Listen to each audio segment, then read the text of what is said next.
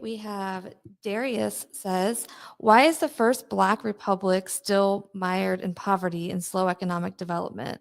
You had a short video on Port-au-Prince, but it ended very early. Yes, I think at that time I was in Albania. In fact, I'm certain I was in Albania at that time. The internet was not very good. Haiti has a history in which you'll see tremendous amounts of U.S. intervention, which has not quite been good for the country. But if you look before the U.S. intervention, when you look at the island of Hispaniola, which was controlled by different European powers, namely the French and the Spanish, there's a multivariate explanation of why Haiti has been in recurring poverty. One of which is the way the land was treated, not only in Haiti but also in Cuba as well. And the productivity of land depends on how farming methods destroy the soil and the quality of the topsoil. And if the land is, destroyed in a certain way, the land becomes less productive. So it makes it harder to export goods, like even it makes it harder to produce sugar cane and then export sugar cane, of course. And so it puts the country into a cycle of poverty. Also, if you're an independent Black republic during a time where America is the major buying power in your hemisphere, and you need to export your cash crop, and you have a Black president, and the Americans are a racist nation, they're not going to buy your cash crop. And so it's going to make you poor in the modern economy, because most modern economies are export economies. They produce a cash crop and they sell it to another nation. They sell their excess. So that's one of the reasons. Secondly, you've not had political stability in Haiti. You cannot have political stability unless the government has monopolized violence. That's why in Mexico, the cartels are a big issue, because the cartels are as violent and as well armed and as well organized and as strategic as the Mexican government, and they're more ruthless. In Haiti, you have similar things where you have a lot of political factions that are well armed and organized. And in some cases, they're funded by America, because America wants to have regime change. And they've done this not only in Haiti, but throughout Latin America. The only leader in Haiti that had independence and died of a natural causes, and I'd say up to him there'd been like 100 years, like 103 years. He was the only guy that died of natural causes in office, was Francois Duvalier.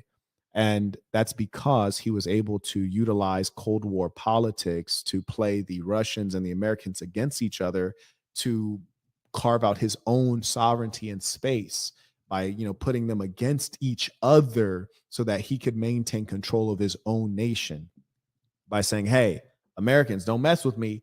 If you don't have me in here as a strong leader in Haiti, if I'm pulled out, the communists are going to come in. You don't want me pulled out. I'm pro-capitalism. So, he had a lot of stories that he told to each superpower, and he was able to keep them out of his country. And he was also able to use the tonton maku to regulate things domestically. Um, Anytime you have a country that is young, and by young I mean that it's newly independent, you're going to have a lot of people vying for powers, and a lot of murder gangs, and essentially, like, street gangs trying to take over power.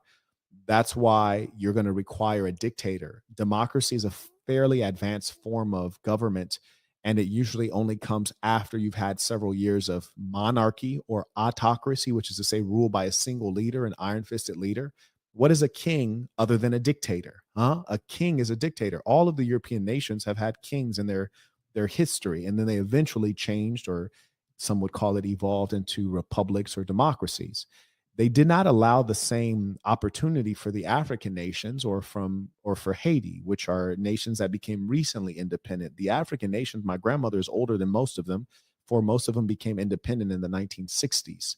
So what happens is they're newly independent. They go from colonial rule to all of a sudden they're like, hey, use democracy. Well, they don't even have the recent history of a monarch, which is to say a dictator, to establish um, peace and to establish stability and trust and safety and control, because you have an uneducated population. How can you have an uneducated population expecting them to be informed voters? That doesn't make any sense. So of course you have to have dictatorship in most of the African nations until you can transition appropriately to democracy. And democracy requires a number of things. Number one, it requires good public education, which is widespread, which poor nations generally don't have. Secondly, democracy requires a middle class. You have to have people who earn reasonably well, because it's the merchant class that is the one that constitutes the politician class. In the absence of that, you can't have democracy, and that's why Africa struggles with democracy. They also struggle with even having quality dictators, you dig? But they need dictators, and then when they do have a good dictator, one who's competent and can run the country, then the West comes in and they say, "Oh, he's killing his own people. We got to take him out." And what they really mean is that he is not allowing us to continue our neo-colonialism and extract resources from his nation. And so we're going to take out this strong nationalistic black dictator. We're going to take him out of power. See Robert Mugabe as an example, because he won't allow us to own the land. He won't allow us to exploit the resources, to steal the oil, to steal the sugar cane, to steal the coltan, to steal the uranium. And because he's stopping us from stealing the uranium, because he actually wants his country to benefit his countrymen instead of us, the Western countries, we got to get him out of there. And we're going to trump up a story and say he's a bad guy. Okay, we have Alone said, "Peace to the saints. I appreciate your consistency and giving your time to educate those who want to learn." He said it. He said it well. Yeah. Jerry is back. He said, "Do you see America's Marines going to war against the Mexican cartels? I've noticed the cartels have leveled up and are very, very powerful, and it's bleeding across the American border. Peace to the saints." Peace of the saints. If we had a president like Trump and he actually secured the American borders, it wouldn't be an issue. I don't think the cartel wants violence. They just want money. And when the Mexican government gets in the way of their money, then they become violent. And every now and then they'll compete with one another and they'll become violent. But generally speaking, the cartels have divvied up the territory in America, and they operate as good businesses, billion-dollar businesses. And so they're willing to stay on their side of the border. I don't think America has any real reason to get involved except that they should be reducing the demand for these illicit products. It would not be a good use of our military time to get involved in the affairs of Mexico. And if I was a Mexican citizen or a Mexican politician, I certainly would want to keep the Americans out of my country for a variety of reasons, but namely that once the Americans come in, they don't come out. Even what they go in, they don't come out. We have Darren said, "Off topic, but what are thoughts on the collapse and federal takeover of the Silicon Valley Bank? It's significantly discounted. Do you think it's worth investing in? Peace to the saints." You know what? I would have to do some more research on it, because in terms of, is it worth investing in today? One thing I can assure you of is that it was predictable that the bank would fall, because the tech industry in America is completely ridiculous.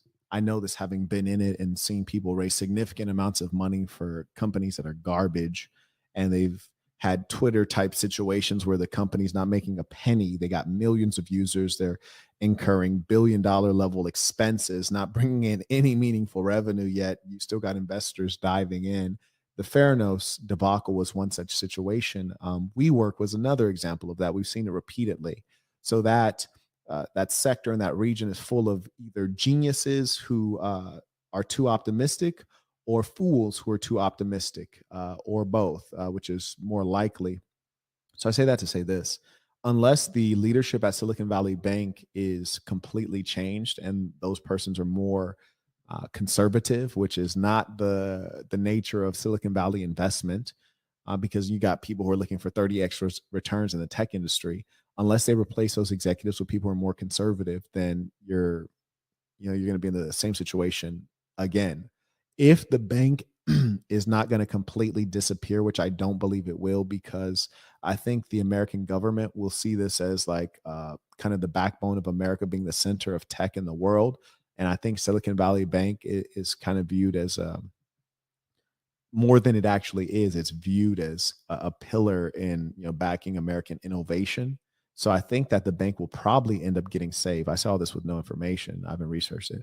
I think the bank would probably end up getting saved. So if you're finding that the stock price crashes, but they're not going into bankruptcy, which they might, then yeah, I'd consider buying.